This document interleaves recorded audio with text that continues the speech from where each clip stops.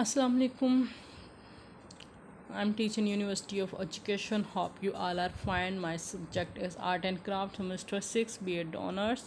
Course code fine 3129. Today lecture is 13. Title Still Life with Crayons. Teacher name is Shumaila Khan. Still life in colour आज हम जो discuss करने जा रहे हैं वो स्टिल लाइफ इन कलर कि आप कलर पेंसिल क्रेयॉन्स या पेस्टल के साथ किस तरह से एक स्टिल लाइफ क्रिएट कर सकते हैं. ठीक है. Introduction. Lightly draw the horizontal line like table and etc. etc. मतलब आपने हॉरिजॉन्टल लाइन जितनी भी हैं आपके इस ऑब्जेक्ट के अंदर वो आपने ड्रॉ कर लेनी है.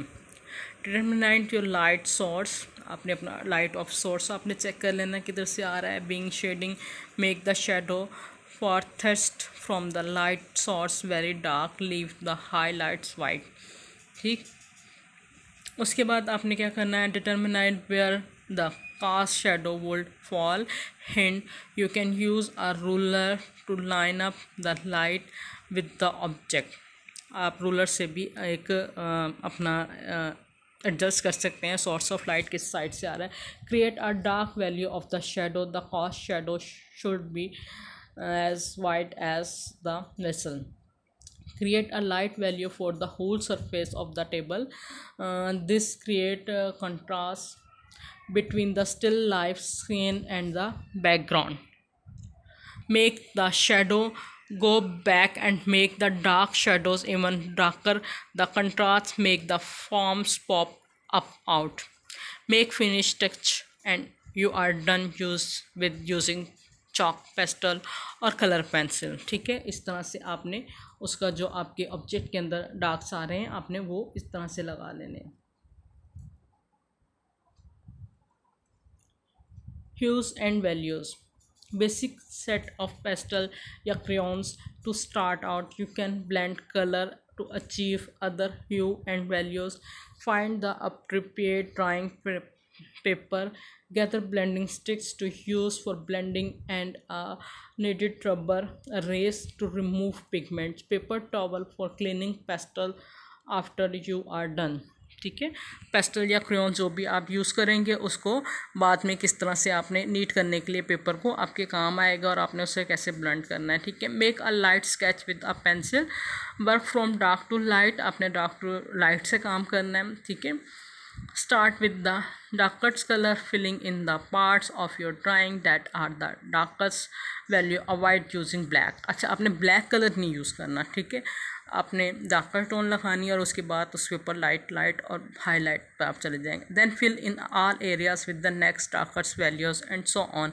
Layering and blending as you go at highlights. ठीक है. कि आपने किस तरह से उसे डेवलप करना है. फिर आपका फाइनल स्टेप आ जाता है. आपने उसको फाइनल उस पर कैसे करना है. The final step is working with pastel is to balance and blend the colour and stone in the drawing. Carefully add color to unify the element of the still life that have the same color at this point of the drawing. You can add black to the darkest tones in the drawing in small bits for definition and final shadows. Only use black as the very last step as you cannot remove it once it is added to the drawing. Black colour आप कोशिश करें कि आप कम से कम use करें और अगर use करना है तो बिल्कुल लास्ट फाइनल टच जो होता है उसके अंदर आप ब्लैक कलर यूज़ करें. क्योंकि ब्लैक कलर एक ऐसा कलर है जो आपने एक मरतबा पुट कर दिया तो उसे रेस करना या उसे पुट ऑफ करना आपके लिए मुश्किल है. वो लाइट नहीं होता. ठीक है. तो कोशिश यही करनी है कि ब्लैक कलर को कम से कम यूज़ करें और अगर बहुत ज़रूरी है आपके लिए यूज़ करना तो उसे बहुत लास्ट में आप यूज़ करें. आप ये स्टिल लाइफ देख सकते हैं. ये एक एग की स्टिल लाइफ है. किस तरह से इसके अंदर ग्रेस में और वाइट में काम किया गया है और बहुत ही खूबसूरत कंपोजिशन के साथ इसको एक कलर्स के साथ बैलेंस किया गया है. ठीक. Back and fourth stroke. अब हम वापस अपने स्टिल लाइफ की तरफ जाते हैं और उसका फाइनल स्ट्रोक लगाते हैं. The back and the fourth stroke is probably the most common of all the colored pencil technique. This is probably how you draw with the crayons as a kid. Basically you just put your pencil on the paper and draw in continues back the fourth motion without lifting your pencil off the paper. This is a good way to fill different areas of your drawing with a lot of solid color. ठीक है, ये still life है। अब आप देख सकते हैं कि आपने किस तरह से अपने स्टिल लाइफ को कंपोज करना है।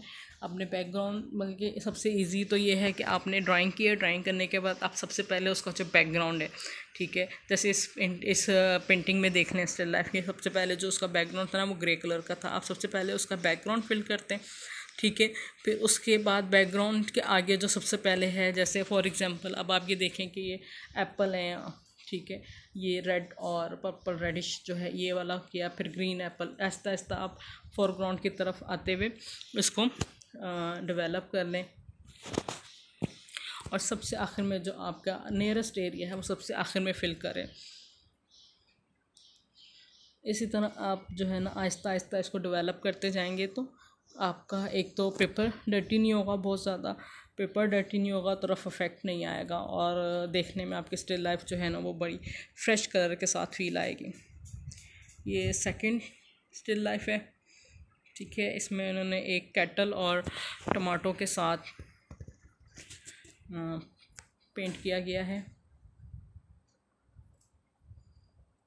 अब ये देख लें, गार्लिक है और उसके स्ट्रॉन्ग शेडोज़ के साथ, और गार्लिक की जो एक फील है उसको बहुत अच्छे से पेंसिल कलर के साथ पेंट किया गया है। और ये एप्पल्स और नाइफ़ की पेंटिंग है, आप देख सकते हैं। पहले शेडो और शेडो के बाद फिर मिडिल ग्राउंड और फिर फोरग्राउंड को पेंट किया गया है।